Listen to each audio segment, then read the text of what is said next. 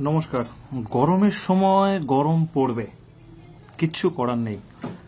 আমরা যে ওয়েদারে আছি এটা একদম বাজে পরিস্থিতির মধ্যে, প্রচুর গরম, কিন্তু তার মধ্যেও গাছ আমাদের করতেই হবে।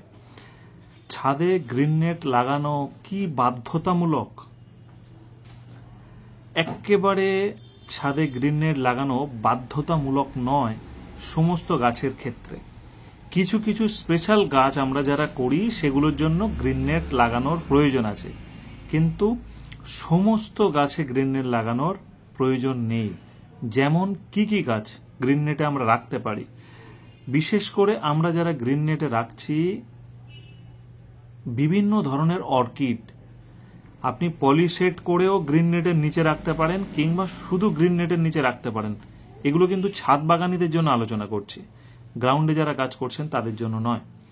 ছাদে বাগান আছে এবং গ্রিন নেট, অবশ্যই গ্রিন নেট সেট করে দিন সুন্দর করে। আপনারা চাইলে 70% ডবল কিংবা 70% সিঙ্গেলে হবে না, ডবল 70% ডবল গ্রিন নেট অর্কিডের জন্য দিয়ে দিন। আমি নিজে দিয়েছি। ঠিক তার উপরে আপনারা 75%-এর নিচে বা 50% ডবল করে দিলেও চলবে। আমার 75% ডবল করে দেওয়া আছে, গাছ একেবারে পারফেক্ট আছে।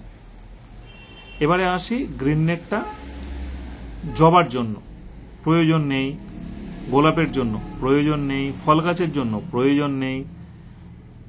কিছু কিছু ফুল গাছ আছে, কিছু কিছু ইনডোর প্ল্যান্ট আছে, কিছু নয় ম্যাক্সিমাম ইনডোর প্ল্যান্ট আপনি গ্রিন নেটের নিচে রাখতে পারেন।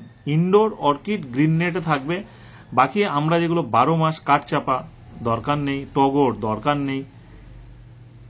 তো মোদ্দা কথা, একটা বাড়ির ছাদ যারা আমরা 5 মিশালি গাছ করি তারা একটা কোনায় গ্রিন নেট রাখবো। কোনো গাছের জল তাড়াতাড়ি শুকিয়ে যায়, গ্রিন নেটের তলায় তাকে রেখে দিলাম।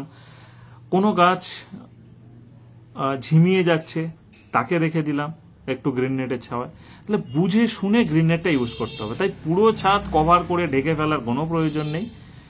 অর্ধেকটা বা খানিকটা জায়গা গ্রিন নেট করুন, খানিকটা জায়গা খোলা আকাশ রেখে দিন। এই ছিল মূল ভিডিও, অন্য কিছু নয়। আশা করব কি বলতে চেয়েছি সেটা বুঝতে পেরেছেন। চ্যানেলটি সবাই এক্সপেক্ট করেছেন যে সুন্দর সুন্দর ছোট ছোট ভিডিও, এবং আপনারা সকলে উপকৃত হচ্ছেন। তাই এই ভিডিওগুলো একটু শেয়ার করে দেবেন সকলের কাছে, যে হ্যাঁ সমর একটা চ্যানেল করেছে, আমাদের সকলের উপকার হবে। যারা নতুন বাগানি অবশ্যই রেগুলার ফলো করুন। চলুন আজকে ভিডিওটা এখানেই শেষ করি।